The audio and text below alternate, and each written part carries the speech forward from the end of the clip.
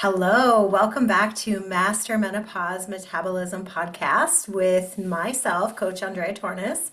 And today I'm going to be diving into an important subject. Basically, we're going to talk about inflammation and we're going to get to the bottom of what it is. Is it the real reason that diets fail after 40?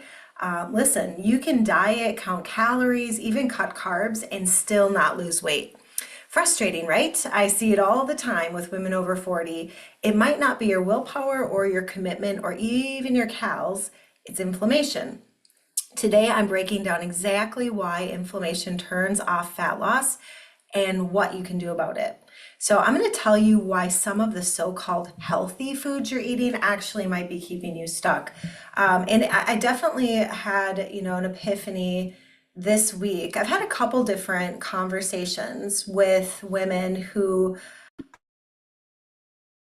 to get rid of their belly fat, and they are, hell bent on, well, I lost 50 pounds a few years ago, so obviously it's not inflammation. I've heard this, and I'm like, yeah, but why aren't you losing it now? So she could be absolutely right. Maybe she has no inflammation.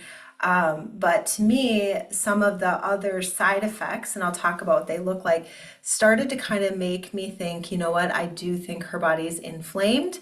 And just the sheer normalcy of us going through a cycle, ladies, in perimenopause and estrogen being erratic, progesterone kind of being non-existent in a lot of cases, causes inflammation. Because estrogen, remember, it's that extroverted twin sister, and progesterone's the inhibited introverted, and they work together to combat stress, help you lose fat, get rid of inflammation. So just that happening alone could look very different for a woman who's in perimenopause, doesn't even know it, doesn't have a ton of the symptoms, versus what she looked like 5 years ago when she lost 50 pounds. Also, she could have taken down muscle and her set point. So now that's also going to be really complicated. So I want to talk about one of my clients who she did everything right. Like I'm telling you, like she measured her food, she was eating healthy, she got proper amounts of sleep. Like she was a type A to the hilt. Like type A, I think sometimes would be negative, but I mean type A on her health. So she was doing everything. She exercised, yet months went by with no change in weight or inches. And so she was super frustrated. She was wondering if something was wrong with her metabolism or maybe even herself. Like we start to get scared when we put all this work and effort into something that's not working. But here's what we discovered, that inflammation was silently sabotaging her events and efforts. Like I was like, wow, okay, silently. And that's the key term. It's not something you can see. Inflammation is your body's fire alarm system. So it short-term protects you, cuts heal, infections get fought off, but chronic inflammation, that's like leaving the fire alarm blaring 24/7.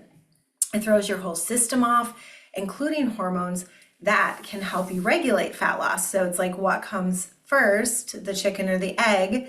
In some situations, the inflammation actually dysregulates your metabolism hormones and your body's hormones, and that's not good either. So imagine your fat-burning hormones like workers that are working in a factory. Chronic inflammation is a fire in the factory that makes them stop working. That's the key. So this is how inflammation blocks your weight loss. So hormone disruption. Some of the women, or a lot of them, are having cortisol spikes, which make belly fat much more readily in here. And that is one of the first symptoms. And it's usually, I'll say, do you want to tone up, lose belly fat? Sounds like a casual enough question, but I'm actually asking this maybe client who's going to come on board if they have a hormone issue when I ask about belly fat. Oh yeah, I've noticed I have a lot of belly fat and I do eat clean, I eat healthy, I don't even eat that much. I believe them. It probably doesn't have a whole lot to do with calories in, calories out. There's also insulin resistance, where carbs now turn into fat versus being able to pump insulin out, get the fat from your stored fat, right, and use that fat for energy. The excess carbs get broken down, the insulin puts it out to get the energy, doesn't work, gives you more, doesn't work, gives you more. Your body says, all right, we're gonna store it right here. Don't know what to do with it. There can also be thyroid and estrogen imbalance, which then slows your metabolism. Because if you remember when we talked about estrogen, how that, really helps your body to deal with stress and burn fat and, maintain muscle, all these good things. And suddenly that's erratic or gone, your body is going to have a slower metabolism due to that. The thyroid then gets dysregulated from maybe the cortisol spikes, and the cortisol goes really low because your adrenals get so fatigued, and that attaches as well. So you could be eating perfectly clean, tracking your calories to the gram, and your body won't release fat because the hormones are saying we're under attack, conserve energy to keep you alive, period. So let's talk about, common triggers. So sugar, here's our hit list of usual culprits over 40. Sugar and refined carbs. So I do not want to demonize carbs whatsoever. Carbs are essential for our brain. They give us also better thyroid function. So when I talk about carbs and sugar, it's more refined carbs, meaning they've taken the fiber out of it, they've added sugar, maybe they've added fat, and suddenly this is not a very good source of nutritional, value to our bodies, okay? And then dairy, along with gluten, can be sensitive for some individuals. Again, I'm gonna be really careful about this. Don't go get off dairy and gluten and say, I'm better off without it. I mean, maybe in some cases, but we usually will get rid of those, but then we add it back in soon after in our midlife hormone mastery program, because we don't want someone restricting themselves or feeling like they can't eat intuitively.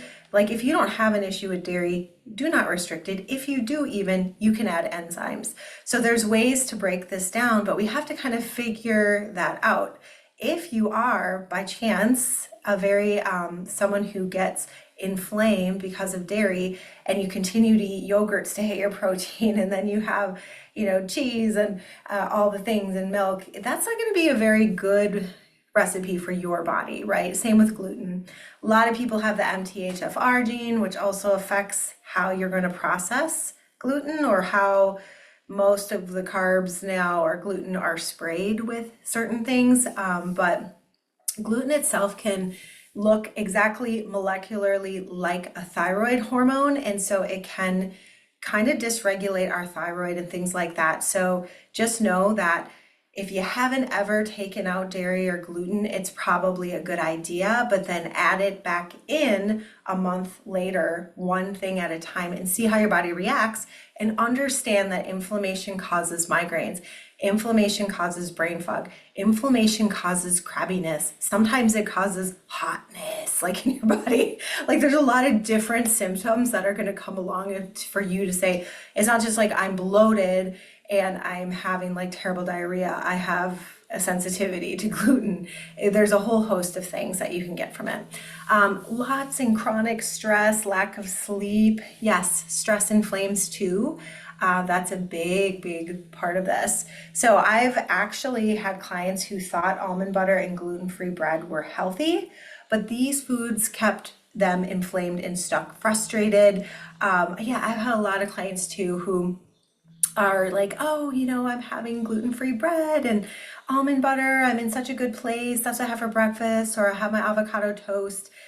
There really can be a lot of issues with the way that they are, making that gluten-free bread too. So just be open-minded to understand everybody's a little different, and there's lots of different healthy foods that could be causing inflammation. So let's talk about how balancing your hormones reduces your inflammation, okay? And it can get rid of it pretty fast. So it's not just about avoidance, it's about balancing. So I want you to support cortisol. So basically Make sure you're managing your central nervous system. Breath work is a fabulous thing. Stretching with breath work, doing mindset things for just like a minute, like staring at the coffee cup and not just noticing the cup itself or that you have a cup, but actually spend a minute looking at what's on the cup, how the shape is, how it feels in your hand. Really spend some time lowering your central nervous system. And then sleep is so crucial. Like if you're getting up super early for a workout and getting to bed 11, 12, and you're just not getting that sleep, I would rather see you take more time for sleep and maybe decrease the amount of workouts or change the workout time. That's how important that is to support your cortisol. Stabilize your blood sugar. So you gotta have protein and fat at meals so that you have limited spikes. And instead of eating little bits of snacks throughout the day, you should sit down, relax, eat your meal. And these are all just best case scenario, but I'm just being open right now. This is what's going to make the difference. We do the plate method with most of our clients, meaning they have to understand what a protein, a fat, and a carb is and how to balance their plate, and what that looks like, and eat, one meal. Don't eat for a few hours, eat the next meal. Stop eating by like 8 at night. Let your body digest its food so it can go to sleep, and all is well. Support your estrogen and thyroid through nutrition, lifestyle, and targeted supplements if needed. Now I made that the last mention because I don't want you to just think you can take a supplement and all is well. Even with HRT, I strongly believe that it does work, obviously, but it needs to be, the other building blocks need to be there, which is the lifestyle, balancing your plate, supporting your cortisol, like those things come first. Anti-inflammatory foods like berries, salmon, leafy greens, turmeric, ginger, all of those antioxidants should cause you good things. Just being careful more on the nightshade portion. That's another call, another time. So when you focus on these key hormone balancing strategies, your inflammation is going to drop, your fat loss starts happening without extreme diets. And so I also want to talk about workouts too. So they have done studies when you do a strength training workout, and we're not necessarily talking about your F45 or Orange Theory or your HIIT workout with some strength moves in it, or the class you took that was strength. That's not what I'm talking about. I'm talking about you and a dumbbell and a few sets of 10 to 12 where you get to fatigue and you're working your muscles only. Maybe you're taking breaks between sets, or you're supersetting, like a true strength workout for 30 minutes. That is going to take your cortisol down the next day. It also increases your testosterone, which also works with your hormones. So very important to remember that can take inflammation out. Okay, so if you're ready to finally break through the weight loss plateau after 40 and reduce inflammation naturally, I'm hosting a free workshop this month where I'm going to walk you step by step through exactly what to do. Spots are really limited, so grab your seat today by just putting a 1 below, and I'll make sure that you get the invite and that you can come to that. So I'm going to show you 3 inflammation triggers that are secretly keeping you stuck, and exactly how you can fix them. And you guys know I'm always super open to doing a diagnostic call. There's absolutely no pressure, but it does save a lot of time. It helps me understand what you're going through, and then I can maybe suggest things and start to get you on the right track right away so you can work smarter, not harder, okay? All right, well, I'll see you guys next week. Thanks for tuning in. Andrea Tornes. Excited on helping women to get this right. Maybe the first, second, third time, doesn't matter, but just know that if your body's stuck, there's something missing, and we gotta figure out what that is. But once we do, it's gonna be cinchy. I promise. Thank you so much.